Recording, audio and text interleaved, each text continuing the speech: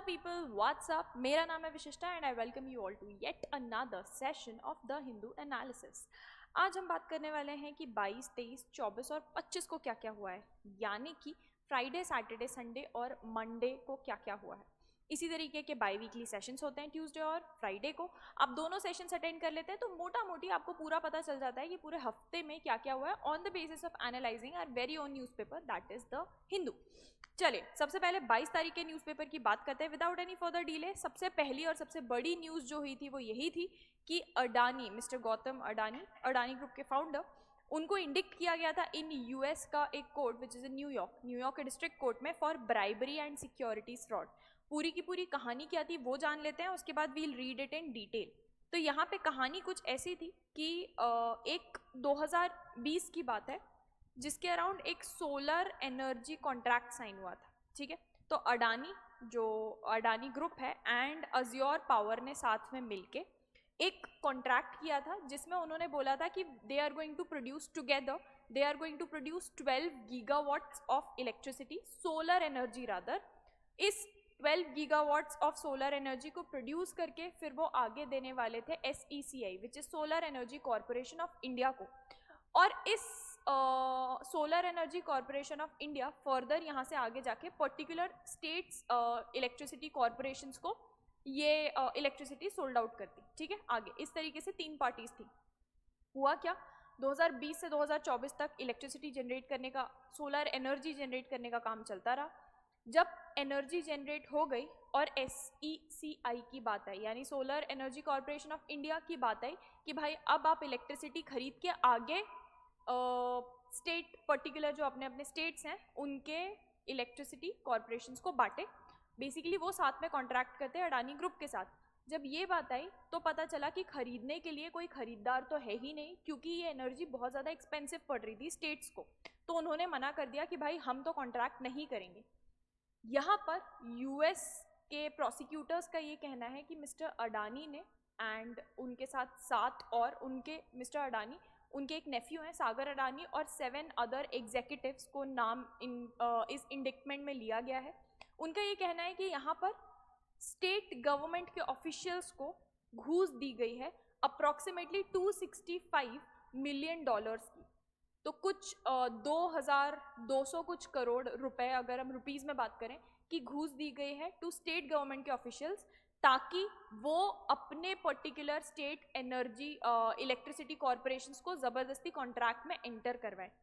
सबसे बड़े अमाउंट में जो घूस दी गई है लगभग 230-40 मिलियन के अराउंड, सबसे मतलब ऐसे आप समझ लो 85 to 90% घूस दी गई है एक आंध्र प्रदेश के एक पर्टिकुलर अकाउंट जिसका नाम था फॉरेन ऑफिशियल #1 ऐसे कुछ करके।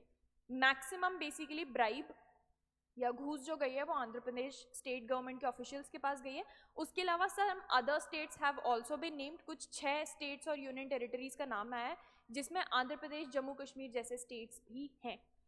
अब यहाँ पे US इस पूरे चर्चा में कैसे आता है, तो basically Adani power, Adani group, Azure power, इन लोगों ने ये जो प्रोजेक्ट पे काम कर रहे थे ना, इसके लिए पैसे जो उठाए थे, लोन एक तरीके का लिया था, वो US के इन्वेस्टर्स और US के बैंक से लिया था। यहाँ पे US के प्रोसिक्यूटर्स का ये कहना है कि भाई हमसे इन्होंने कोई भी परमिशन नहीं ली, हमसे बेसिकली फ्रॉड करके परमिशन ली, हमसे फ्रॉड करके लोन उठाया। कैसे? हमारे सामने इनने एंटी ब्राइबरी चीज़ें अपने डिस्क्लोज की, बेसिकली डिस्क्लोजर्स किए, ये बताते हुए एंटी फ्रॉड, एंटी ब्राइबरी, कि we do not support bribery, we do not support fraud. उस टर्म्स एंड कंडीशंस के बेसिस पर ही हमने लोन पास किया था। अब जब ये ब्राइब वाला केस सामने आया है तो बेसिकली ऑफकोर्स लोन लेने के लिए फ्रॉड हैज़ बिन कमिटेड, तो अरेस्ट वारंट भी जारी हुआ है in the New York court against Gautam Adani and his Neiphiu and 6 other executives of Adani power. पूरी की पूरी चर्चा ये है, हाल ही में अडानी ग्रुप उभर ही रहा था, जो हिंडनबर्ग रिपोर्ट आई थी उससे, कि स्टॉक प्राइसेस फिर गिर गए।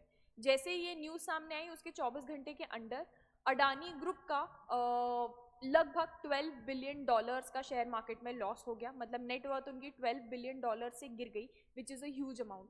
चलिए आके जानते हैं कि पूरी बातचीत किस बारे में हो रही है। तो यहाँ पे the US department of justice, जिसको DOJ बोला जाता है, उन्होंने इशू किया एक 5 count criminal indictment Gautam Adani के against, chairman of Adani group and several of his business associates. जो चार्जेस हैं उसमें है बहुत सारी जगह अलग अलग अमाउंट है, बट अभी ज़्यादातर जगह पे जो अमाउंट सामने आया है दैट इज़ $265 मिलियन का, बट यहाँ पे लिखा गया है $250 मिलियन इन ब्राइब्स। किनको? इंडियन गवर्नमेंट के ऑफिशियल्स को। क्या करने के लिए? सोलर एनर्जी के कॉन्ट्रैक्ट्स को सिक्योर करने के लिए। इसको कॉन्स्पिरेसी का नाम दिया गया है कि ये कॉन्स्पिरेसीज है to commit securities fraud and orchestrating का मतलब बनावटी कोई चीज करना, orchestrating a $multi-billion scheme to defraud US investors and global financial institutions by giving false and misleading statements. False and misleading statements क्या थे? कि हम ब्राइबरी सपोर्ट नहीं करते, हम इस तरीके की कोई भी चीज़ सपोर्ट नहीं करते, हम फ्रॉड सपोर्ट नहीं करते। ये उन्होंने फॉल्स मिसलीडिंग स्टेटमेंट दिए, अपने आप को बिल्कुल ऐसा दर्शाया कि भाई घूस वूस से तो हमारा कोई कभी लेना देना नहीं रहा, और उसी चीज़ को गलत मिसरिप्रेजेंट करके लोन्स उठाए, ऐसा यूएस का कहना है। एलिगेशन है अभी तक ये जो इंडिक्टमेंट था ये अनसील किया गया था by the US attorneys office for the eastern district of New York. जो पैरेलल मूव बेसिकली किया गया है वो SEC ने लिया है, US securities and exchange commission ने एक साथ ही साथ मूव लिया है। तो ये कोर्ट में केस अलग चल रहा है, SEC ने अलग एक अपना कदम उठाया है, जिसमें मिस्टर अडानी, गौतम अडानी एंड सागर अडानी जो उनके नेफ्यू हैं, along with Cyril Cabanes, basically Azure power के टॉप एग्जीक्यूटिव हैं, इन सबको उन्होंने इस स्कीम में नेम किया है एंड अरेस्ट वारंट्स इशू करवाए इनके अगेंस्ट। यूएस में इलीगल है टू मेक, अच्छा अब यहाँ पे बात आती है कि ये यूएस इन्वॉल्व कैसे हुआ, उसका एक्सप्लेनेशन। तो यूएस में it is illegal to make payments to foreign government officials to obtain or retain business. ठीक है, यूएस में इलीगल है to make payments to foreign government officials to obtain or retain business. आप किसी भी foreign government के official को अगर पैसा दे रहे हो बिजनेस पाने के लिए या तो ऑब्टेन करने के लिए, या आपके पास उनका बिजनेस है वो आपके साथ डील करते हैं और उस डील को अपने पास ही रखने के लिए, बेसिकली उसको घूस बोला जाता है, वो इलीगल माना गया है। Raising money by misleading investors about corporate governance decisions and hiding authorisation of bribery practices in company reports are also treated as offences. तो इस पूरे पैराग्राफ से हमको आंसर मिलता है कि भाई यूएस कैसे इन्वॉल्व हुआ और यूएस का कौन सा लॉ अलाउ करता है कि आप किसी और देश में हो रही चीज में अपने आप को इन्वॉल्व कर सकते हो। While the DOJ indictment constitutes a criminal case, तो ये जो DOJ में न्यूयॉर्क के कोर्ट में चल रहा है ये क्रिमिनल केस है, जो SEC की है वो एक सिविल कंप्लेंट है, और अगर प्रूव हो जाता है तो इसके वजह से परमानेंट इंजंक्शन ऑर्डर पास हो सकता है and a civil penalty an officer and director bar भी लग सकता है। तो यहाँ SEC की जो कंप्लेंट है वो फाइल हुई थी US district court of eastern district of New York में।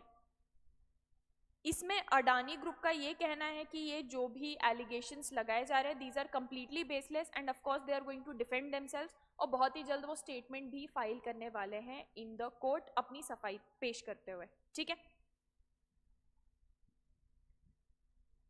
अच्छा इंपॉर्टेंट चीज next, ICC international criminal court ने अरेस्ट वारंट इशू किया है अगेंस्ट नेतान्याहू जो कि इजराइल के प्राइम मिनिस्टर है, गैलेंट एंड हमास लीडर्स। तो ये काफ़ी बड़ी न्यूज़ है। अब ऑफ कोर्स अरेस्ट तो कर नहीं सकते बट वारंट इशू करना ही एक बहुत बड़ा पब्लिक स्टेटमेंट ग्लोबल लेवल पे है। International criminal court the Hague उन्होंने अरेस्ट वारंट इशू किया है थर्सडे को for Israeli prime minister Benjamin Netanyahu, his farmer defence minister Yoav Gallant और जो हमास ऑफिशियल्स हैं इन सब के अगेंस्ट अक्यूज क्या किया है, इनको क्यों वारंट इशू किया है, उनके अगेंस्ट एक्यूजेशंस हैं of war crimes and crimes against humanity. पिछले 13 महीने से जो इजराइल गाजा वॉर चल रहा है उसमें बोला गया है कि चलो वॉर चल रहा है ठीक है लेकिन यू हैव कमिटेड, ये इंटरनेशनल लॉ का वायलेशन है, crimes against humanity and war crimes commit किए। बेसिकली वॉर में प्रिजनर्स जो होते हैं उनको टॉर्चर और उनको बंदी बना के ज़बरदस्ती रखना, उनको खराब एटमॉस्फेयर खराब माहौल में रखना, उनको किसी भी तरीके की प्रताड़ना देना आर वॉर क्राइम्स। तो ये सब अलाउड नहीं है, बाकायदा लिखित में इंटरनेशनल लॉ एग्जिस्ट करता है but these has been committed apparently by Israel as well as by Hamas officials. तो इन दोनों के अगेंस्ट ही अरेस्ट वारंट इशू किया गया है। मिस्टर नेतान्याहू उन्होंने ऐसा अरेस्ट वारंट को कंडेम करते हुए, निंदा करते हुए ये बोला है कि he is rejecting the arrest warrant with disgust the absurd and false actions. उनका ये कहना है ऐसा कुछ भी नहीं हुआ है, ये गलत है, ये झूठे इल्जाम लगाए जा रहे हैं। उनके स्टेटमेंट में which he has released, he has said कि there is nothing more than just then the war that Israel has been waging in Gaza. उन्होंने बोला है कि भाई इससे ज्यादा न्याय करने वाली चीज, इससे ज्यादा जस्टिफाइड चीज एग्जिस्ट ही नहीं करता है जो इजराइल गाजा के अगेंस्ट वॉर कर रहा है। उनके हिसाब से इजराइल ने अपने आप को डिफेंड करने के लिए ये वॉर स्टार्ट किया है, तो इससे ज्यादा साफ और जस्ट चीज एग्जिस्ट ही नहीं करती है। जो डिसीजंस हैं वो मिस्टर नेतान्याहू और बाकी जो भी अक्यूज्ड है इन इंटरनेशनल वांटेड सस्पेक्ट्स की लिस्ट में डालता है and likely to further isolate them, मतलब उनके अगेंस्ट कुछ सैंक्शंस लग सकते हैं, जैसे कि इकोनॉमिक सैंक्शंस, ट्रेड सैंक्शंस, इस तरीके की चीज़ें लग सकती हैं, और उनको और हो सकता है बाकी कंट्रीज आइसोलेट कर दें। Complicate efforts to negotiate a ceasefire to end the fighting. अब इस वारंट से कुछ एक संधि करने का ट्राई कर रहे थे, कुछ एक दोस्ती तो हो नहीं सकती, लेकिन बहुत सारी कंट्रीज ये ट्राई कर रही थी कि किसी तरीके से सीज फायर हो जाए, मतलब दोनों ने अपने हथियार डाल दिए, ये वाली चीज़ आ जाए। इस चीज़ को थोड़ा कॉम्प्लिकेट करते हैं क्योंकि शायद इससे और भी ज़्यादा गुस्सा आ जाए, और भी ज़्यादा आग बबूला हो जाए। लेकिन ये प्रैक्टिकल जो इम्प्लीकेशंस हैं उनके, वो इस अरेस्ट के वो काफ़ी लिमिटेड हो सकते हैं, क्योंकि जो इजराइल है और उसके मेजर बड़े बड़े एलाइज हैं, इजराइल का साथ भाई यूएस दे रहा है, they are not members of the court. ICC basically, आप किसी फैमिली के बड़े आपको डांट रहे हैं लेकिन आप उस फैमिली में आते ही नहीं हो, तो आपको क्या ही फर्क पड़ जाएगा। तो इंटरनेशनल क्रिमिनल कोर्ट के मेंबर्स ही नहीं है, ना यूएस है ना इजराइल है, तो उनके अगेंस्ट अरेस्ट वारंट इशू कर भी दिया तो प्रैक्टिकली कुछ खास फर्क नहीं पड़ता। It's just a sort of a statement, ठीक है।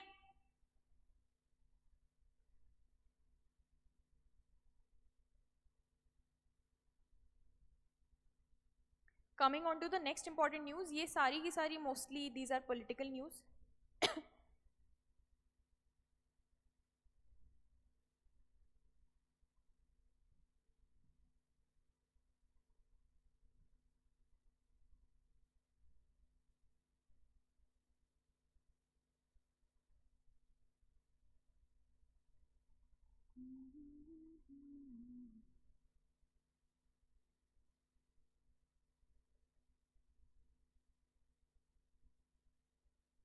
Just give me a second.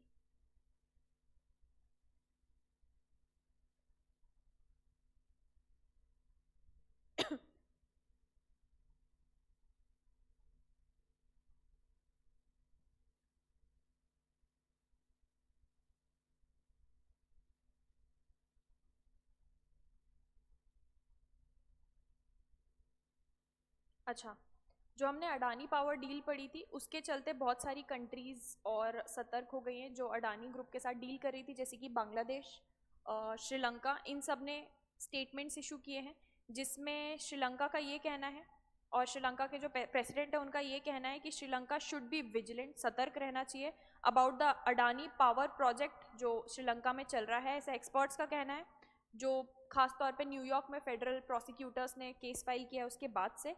Sri has often seen cases of significant corruption in the country being exposed in other jurisdictions। ऐसा कई बार हो चुका है कि श्रीलंका में कोई प्रोजेक्ट चल रहा है या कोई कंट्री श्रीलंका में काम कर रही है, उनके अगेंस्ट बड़े बड़े करप्शन के केसेस किसी और कंट्री में निकल के बाहर आ रहे हैं, तो ऑलरेडी श्रीलंका काफ़ी ट्रॉमेटाइज्ड है।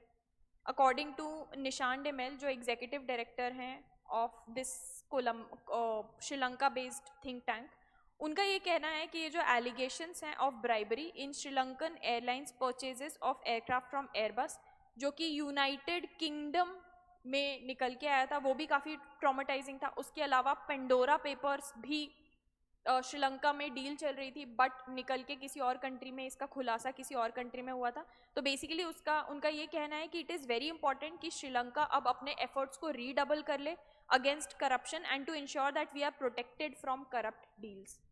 तो अब ये जो अडानी ग्रीन के साथ उनकी डील है, उस डील को वापस रिविजिट किया जाएगा, क्या पता कैंसिल भी हो सकती है।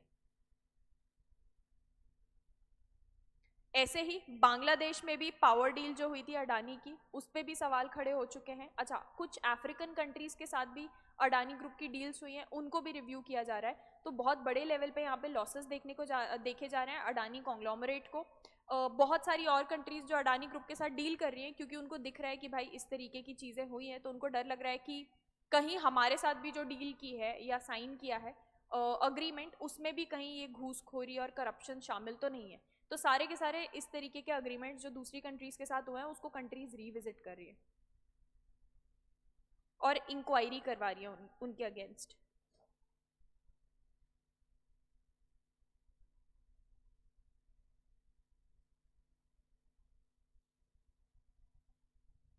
Coming on to the next important news.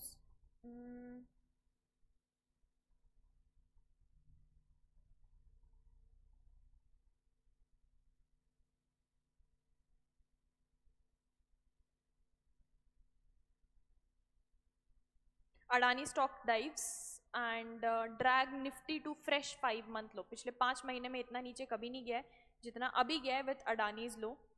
सो यहाँ पे आप देख सकते हैं सारे के सारे अडानी के, Adani enterprises, Adani energy solution, Adani green, port, cements, total gas, Wilmer, power, cements, कितने परसेंट का ड्रॉप है? सबसे ज़्यादा परसेंट का ड्रॉप है अडानी एंटरप्राइजेस का इन टोटो।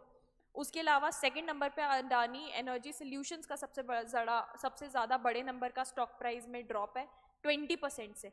तो जिनका भी अडानी ग्रुप के पोर्टफोलियो के स्टॉक्स ओन करते हैं, जो भी अपने पोर्टफोलियो में, उनको तो काफ़ी अटैक आ गया था अपना उस दिन पोर्टफोलियो देख के, सब कुछ लाल लाल था।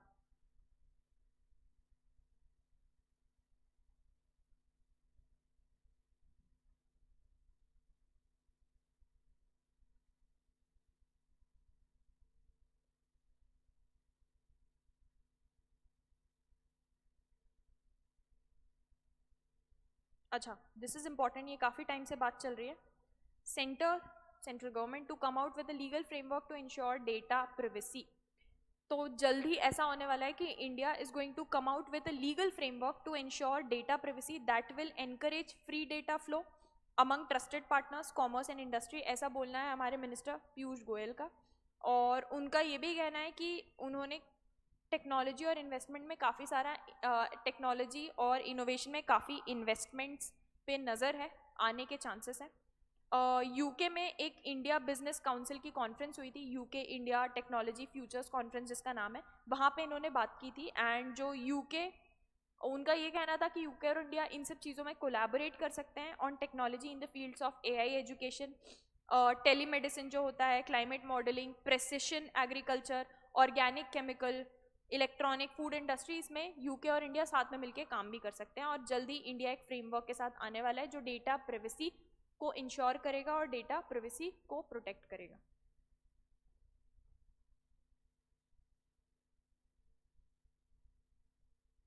अच्छा, काफ़ी बड़ी न्यूज़ है ये, बहुत सालों में पहली बार बीएसएनएल की।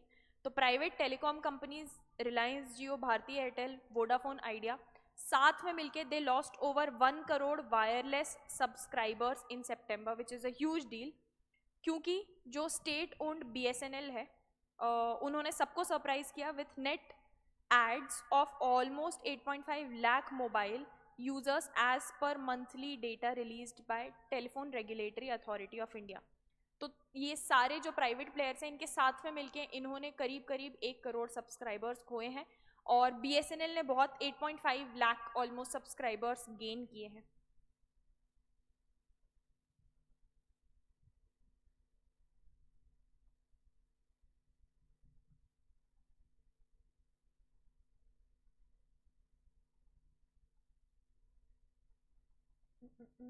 Next, coming on to the next important news.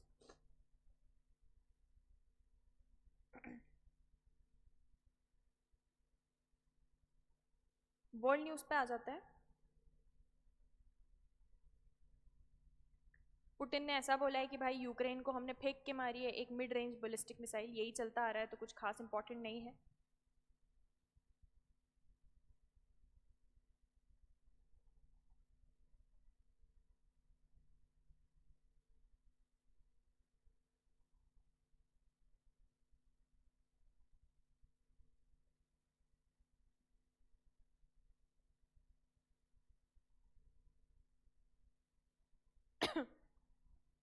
या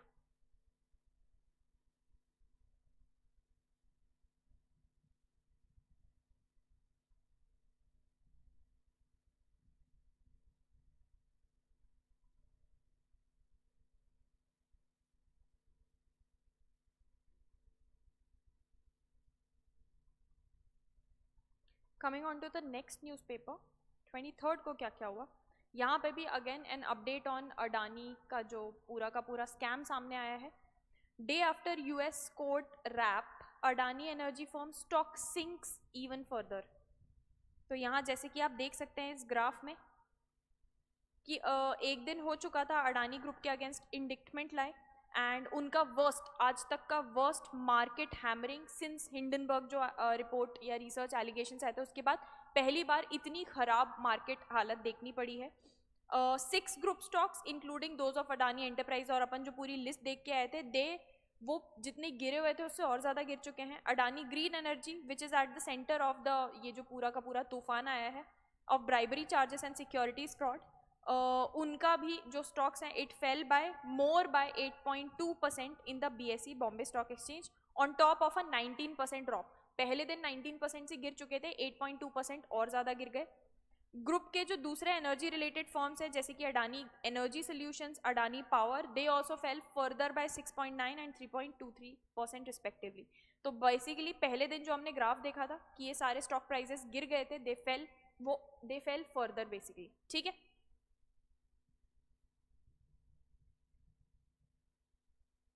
coming on to the next important news, just give me 1 second.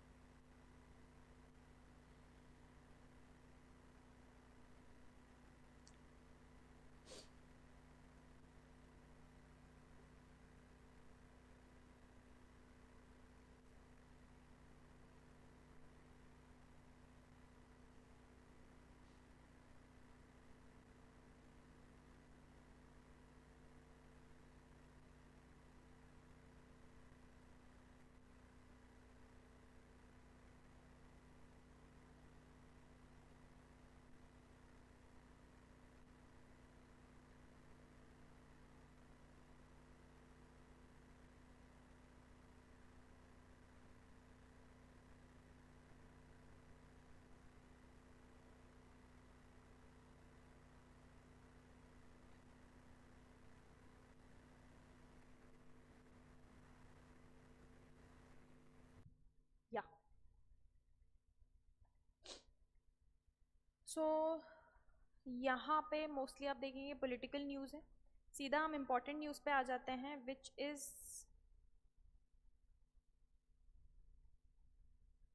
सबसे पहले तो कोर्ट ने बहुत सारे लैप्सेस हुए इन इम्प्लीमेंटेशन ऑफ ग्रैप 4 गाइडलाइंस जिसकी अपन ने बात की थी दिल्ली में, तो उसको पॉइंट आउट किया है। तो सुप्रीम कोर्ट ने बोला है graded response action plan grab 4 जो रिस्ट्रिक्शंस लगाए गए थे नेशनल कैपिटल में because of the extreme levels of pollution, AQI 500 से भी ऊपर सीवियर प्लस की कैटेगरी में जा चुका था, वो ढंग से स्ट्रिक्टली फॉलो नहीं किए जा रहे हैं। तो इसके अगेंस्ट भी सुप्रीम कोर्ट ने against centre for air quality management को बुलाया और उनसे सवाल पूछे। उनका ये कहना है कि भाई जो एयर क्वालिटी इन दिल्ली है it has entered a relatively easy to breathe GRAP 2 stage in the past 2 days, इसलिए उन्हें रेस्ट्रिक्शंस थोड़े कम कर दिए। ठीक है,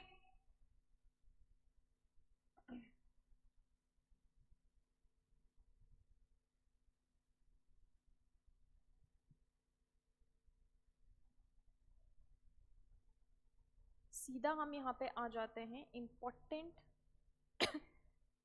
यानी कि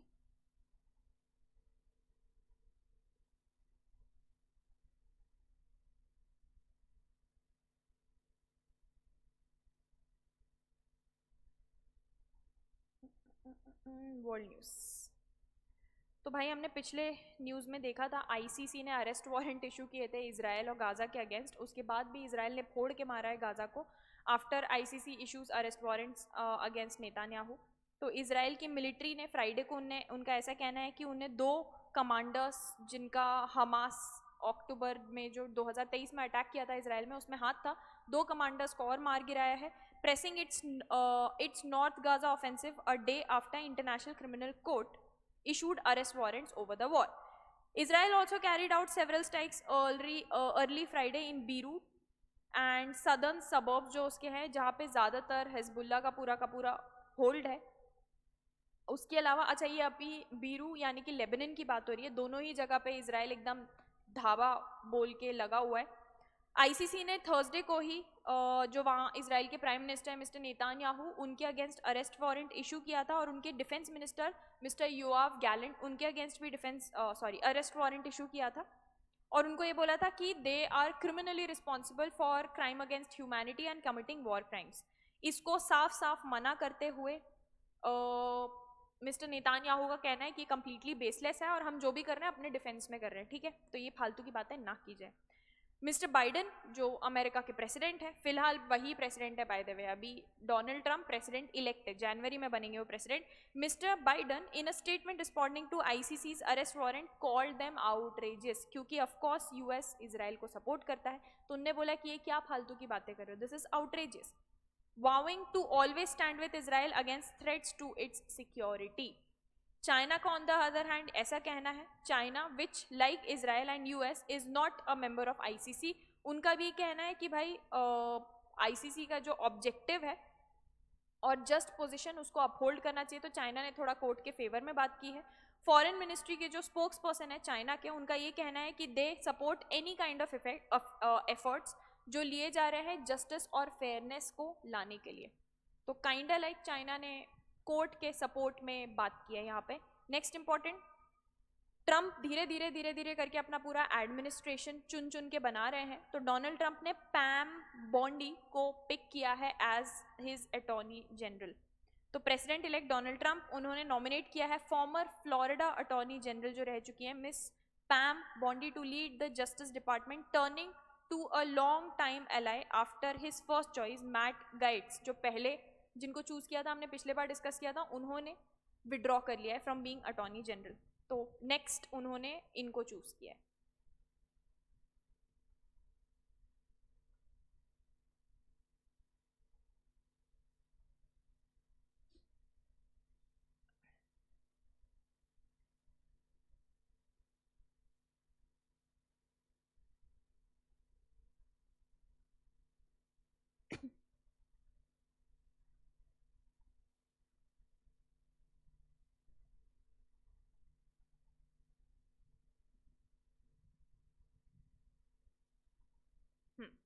Coming on to the next newspaper.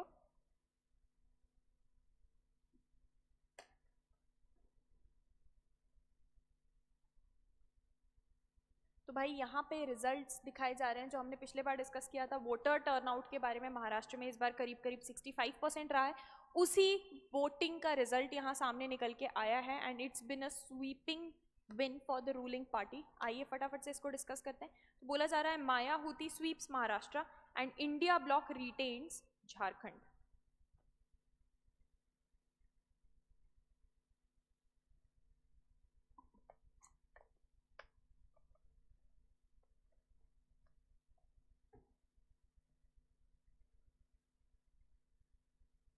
तो इन एन अनप्रेसिडेंटेड, मतलब आज से पहले कभी इस तरीके का नहीं हुआ है, in an unprecedented electoral sweep जिसमें महाराष्ट्र हैज़ नॉट सिंस 1980 से ऐसा कुछ नहीं देखा है, जो रूलिंग पार्टी है महायुति वो 234 आउट ऑफ 288 सीट्स जीत कर बेसिकली अपनी सरकार बना चुके हैं in the assembly elections, with the BJP emerging as the single largest party winning 132 seats on its own.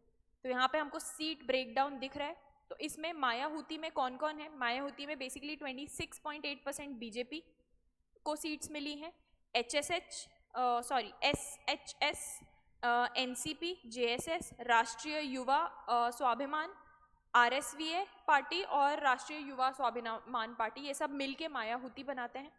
इन्होंने अकेले मायाहुति ने मिलके 234 सीट सिक्योर किए हैं, जिसमें सिंगल लार्जेस्ट, इसमें से भी सबसे ज़्यादा बड़े अमाउंट में सीट्स बीजेपी ने सिक्योर की है। जो मायाहुति है, it is slated to form government within the next 3 to 4 days with MLAs elect being asked to gather in Mumbai immediately। तो जहाँ जैसे कि आप देख सकते हैं कि स्वीपिंग विन, वहीं बगल में JMM led India bloc, JMM बोले तो Jharkhand Mukti Morcha lead India block जो है वो झारखंड में विनर साबित हुए हैं। On Saturday return to power, पहले भी वही पावर में थे basically in Jharkhand for the second consecutive term, winning 56 out of total 81 assembly seats in the state. तो JMM लीडर और जो चीफ मिनिस्टर पहले भी थे मिस्टर हेमंत सोरेन, उन्होंने लोगों का धन्यवाद किया और उन्हें ये बोला कि मैं अश्योर करता हूँ लोगों को कि झारखंड सही हाथों में है और मैं आपके भरोसे को नीचे नहीं, मतलब ट्रस्ट को ब्रेक नहीं होने दूंगा। और जो लोग हैं झारखंड के, उन्होंने हर एक कदम पे मेरा साथ दिया है, तो ये साथ मैं भी नहीं छोड़ूंगा। ठीक है,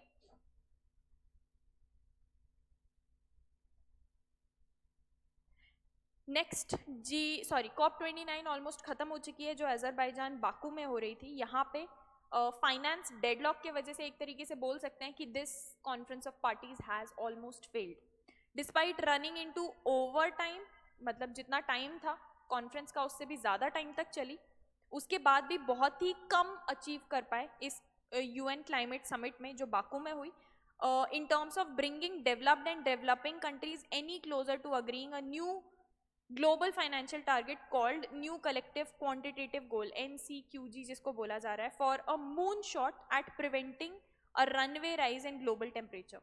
बेसिकली बोला ये जा रहा था कि क्लाइमेट फाइनेंस जो डेवलप्ड कंट्रीज प्रोवाइड करने वाली थी, ताकि डेवलपिंग कंट्रीज धीरे धीरे करके फॉसिल फ्यूल्स को छोड़ के रिन्यूएबल एनर्जी पे शिफ्ट कर सके।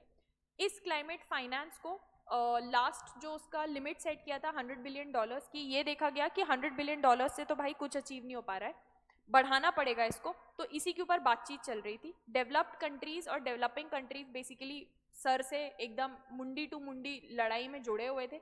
डेवलप्ड कंट्रीज राजी नहीं हो रही थी और ज़्यादा फंडिंग प्रोवाइड करने के लिए, और डेवलपिंग कंट्रीज का कहना था कि भाई ये ग्लोबल टेम्परेचर जो बढ़ रहे हैं उससे हम कोप अकेले या डील नहीं कर सकते, वी नीड द फाइनेंस। अगर आप चाहते हो रिन्यूएबल एनर्जी पे हम भी शिफ्ट करें तो अभी भी लास्ट तक भी डिस्कशन जारी रहा, लेकिन कोई कंक्लूजन अचीव नहीं हो पाया इस चीज़ पे। जो नेगोशिएटर्स थे वो फ्राइडे से इस डिस्कशन में लगे हुए थे। वो एक्सपेक्ट कर रहे थे another sleepless night on Saturday after the latest attempt by host जो अजरबैजान है, वो भी फेल हो गया to bridge the gap between blocs of developing and developed countries.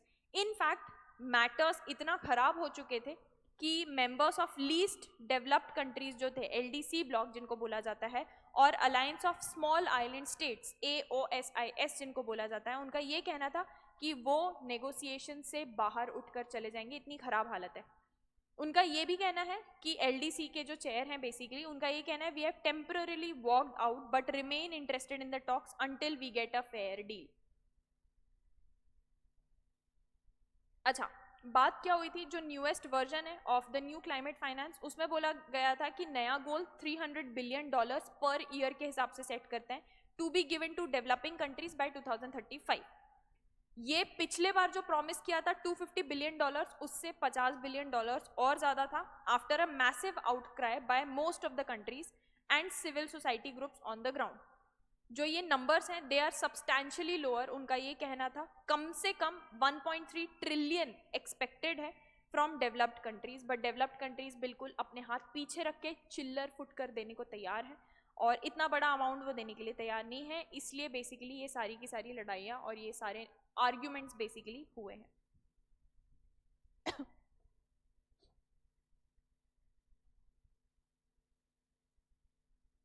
अच्छा, again very important, Priyanka Gandhi, she has won Wayanad poll with a thumping majority.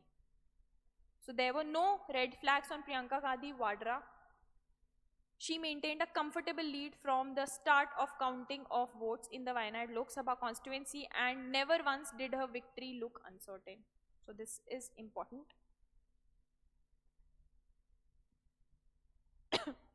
Acha, coming on to the last newspaper. 25 तारीख तक फिलहाल मायावती जो party जीती है, उनका जो collision basically जीती है, उन्होंने किसी चीफ मिनिस्टर कैंडिडेट पे अभी तक डिसाइड नहीं किया था, अभी भी बातचीत चली रही है। हो सकता है टर्म डिवाइड किया जाए between chief minister, so there is a very high chance that might happen. वहीं on the other hand Jharkhand के चीफ मिनिस्टर शुरू से ही क्लियर थे, mister Hemant Soren again is going to take oath on November 28th to be the again the chief minister of Jharkhand.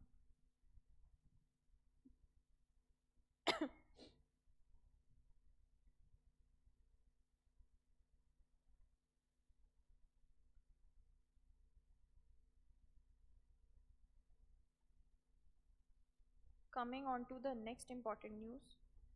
अच्छा, ये जो अपन ने COP29 की बात की, इसमें इंडिया का कहना है कि भाई क्लाइमेट डील एक सिर्फ दिखावा है, कुछ हो तो रहा नहीं है। सो एफर्ट्स हमको बढ़ाने पड़ेंगे, इस तरीके से नहीं चल पाएगा कि बातचीत करके एक हफ्ते मिलके पूरी कंट्रीज बैठ के बातचीत करें, कोई कंक्लूजन ना निकले, उठ के सब घर आ जाए अपने, ऐसे नहीं चलेगा। हमको दिखावा नहीं करना है, हमको एक्चुअली में ठोस स्टेप्स लेने पड़ेंगे, तभी जाके हम कहीं पहुंच पाएंगे।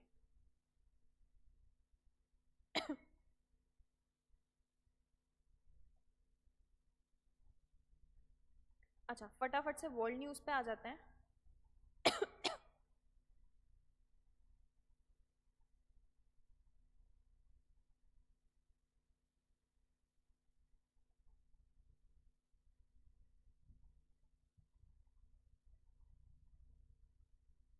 हिजबुल्ला ने अगेन फायर किया लेबनन से 250 rockets as Israel strike targets Lebanese army centre. ये हमने पिछले बार पढ़ा था, तो this is just a further development in the war that has been going on. Exam point of view से नॉट इम्पॉर्टेंट।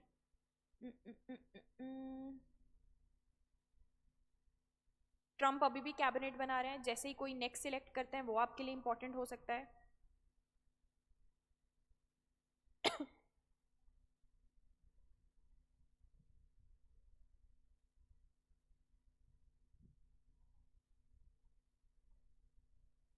हाँ, very important, Verstappen wraps 4th successive title और Russell wins Las Vegas GP.